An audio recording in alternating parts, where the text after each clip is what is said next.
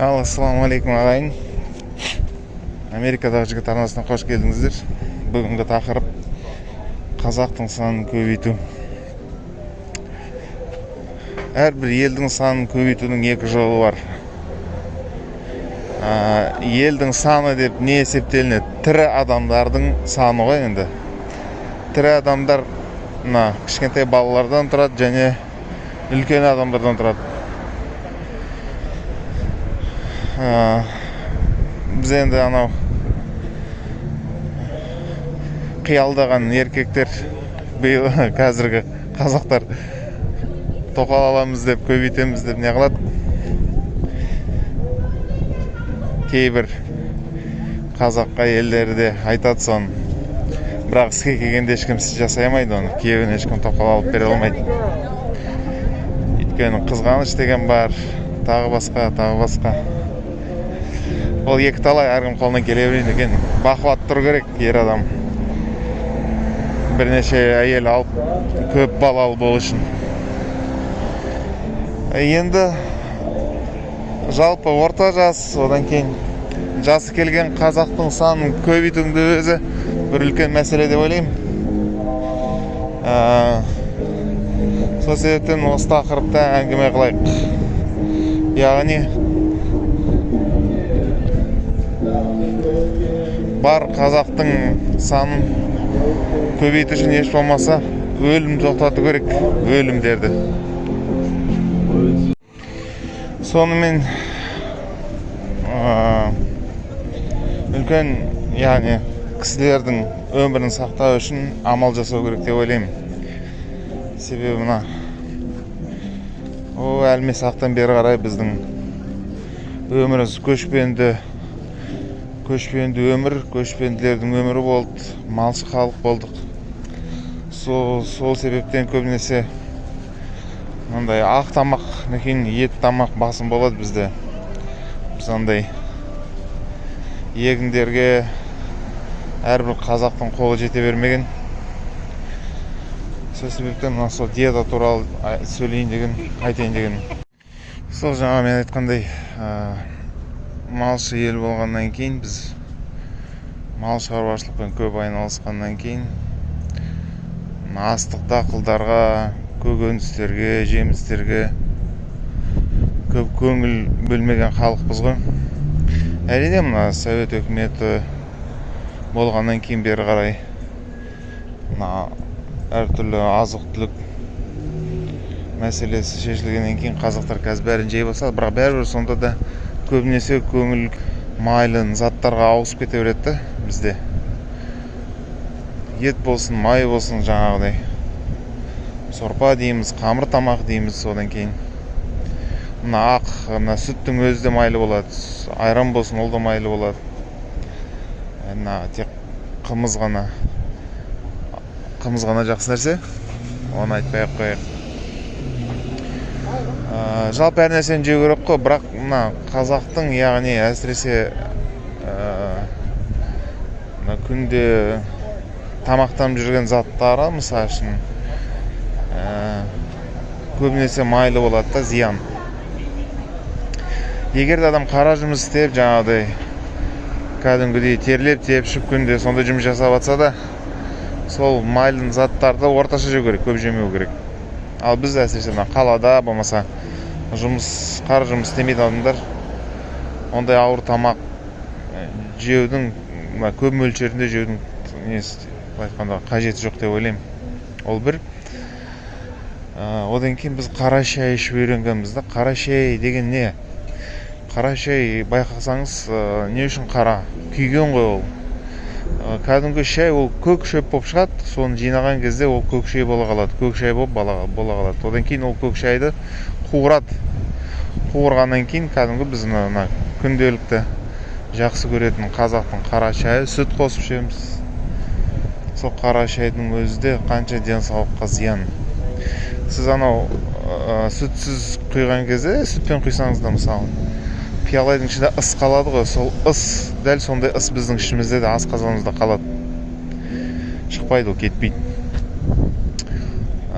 Жалпы сол қызыл шай әрине күн суықта мен өзімде мысалы үшін қызыл шайды сүтпен ішкім келеді, мысалы тоңған кезде, қарның ашқан кезде.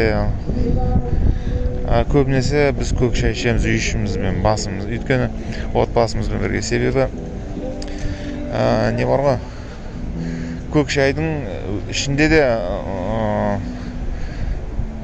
көп пайдалы заттар бар да. Некен ол жақсы асқазанды қорытады, ішкен тамағыңызды қорытады. Одан кейін бүйрекке пайдалы, бауырға пайдалы. Одан кейін мына жүрек тамырларымызға пайдалы, тазартады. Біз бір өзіңіз жағдай байқап көріңіз, эксперимент жасап. Мысалы, майлы тамақ жегеннен кейін артынан көк шай ішіп көріңіз. Мықты қорытылып кетеді барлығы. Одан кейін шөлдеген кезде бар ғой, қара шай емес, көк шай ішіп көріңіз. Зор шөліңізді басады. Және мына қан қысымы бар адамдар көк шай ішсеңіз ұзақ өмір сүресіз. Менің әкем өзі қан қысымы жоғары болатын, әкемнің. Сөйтіп мен де күреске қатысам деп, мен де қан қысымым көтеріліп 14 жасымда ауырып қалып.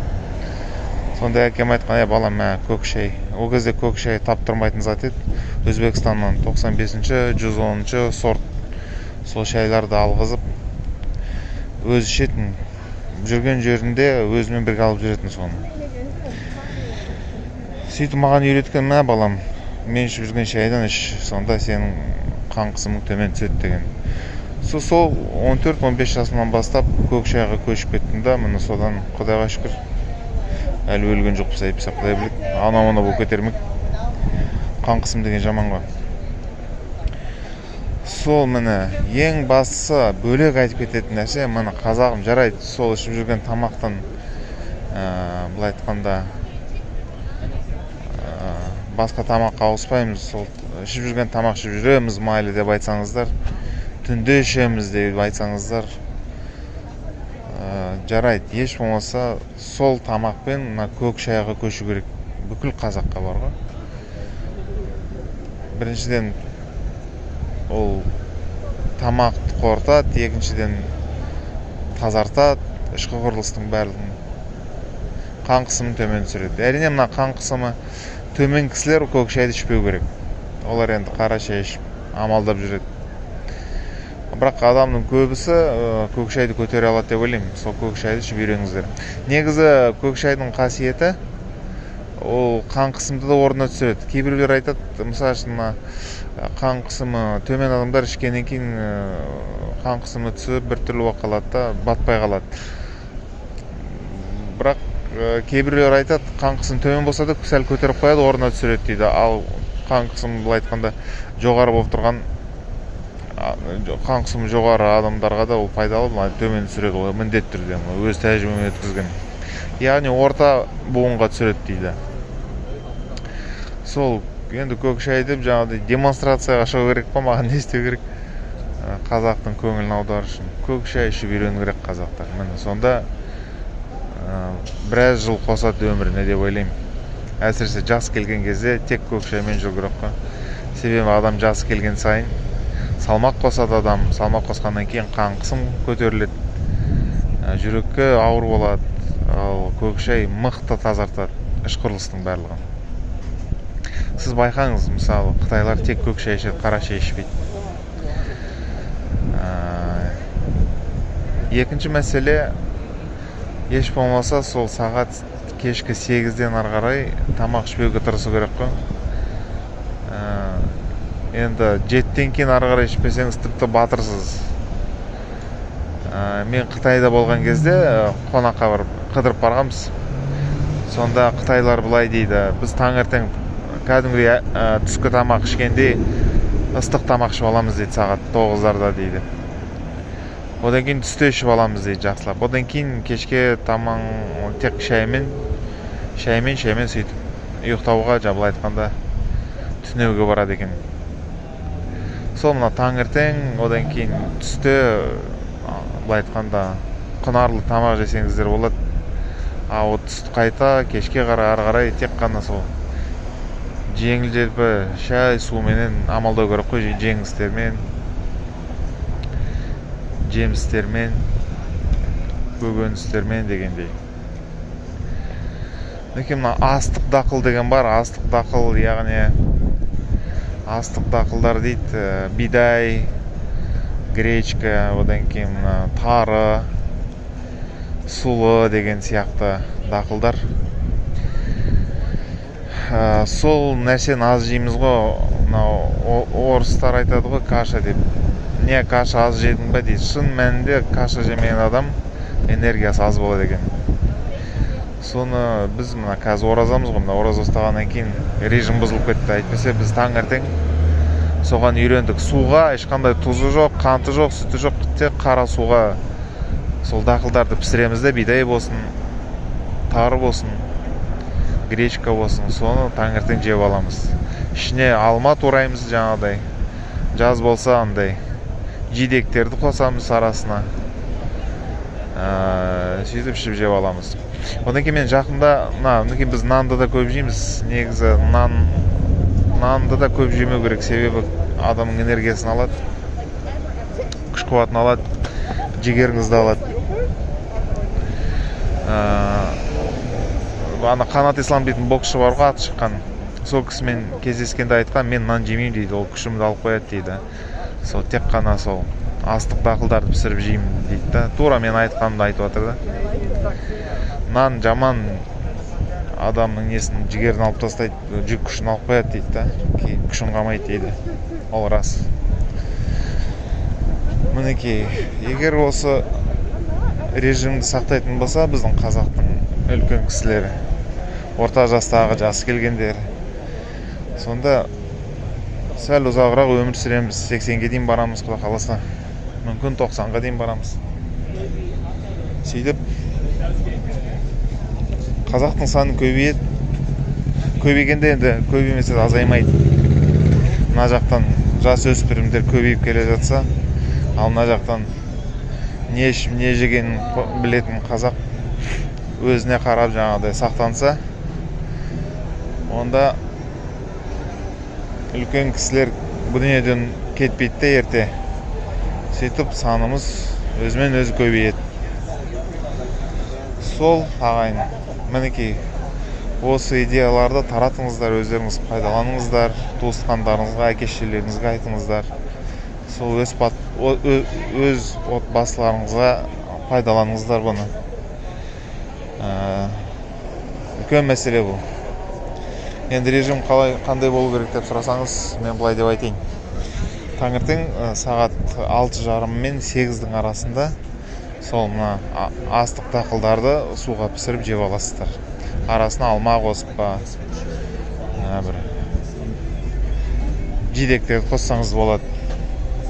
Сөйтіп сағат 10 мен 11-дің арасында кішігірім ірімшік дейді ғой, творог. Соны бір қасық қаймақпен араластырып жеп алсаңыз болады, қансыз. Нан жемейсіздер. Нанды сол таңертең бір бөлік нан жесеңіз болады, алақан жартысындай. Одан кейін сағат 1 мен 3-дің арасында 150 грамм етпен жаңағыдай 50 грамм тағы да жаңағыдай бидай ма, гречка ма, тары ма, кускус деген нәрсе бар тағы. Кускус сол өңдірілген бидайға, соны жасап жесеңіз болады. Сөйтіп сағат 5 пен 7-дің арасында, жоқ 4 пен 5-дің арасында бір алма жесеңіз болады.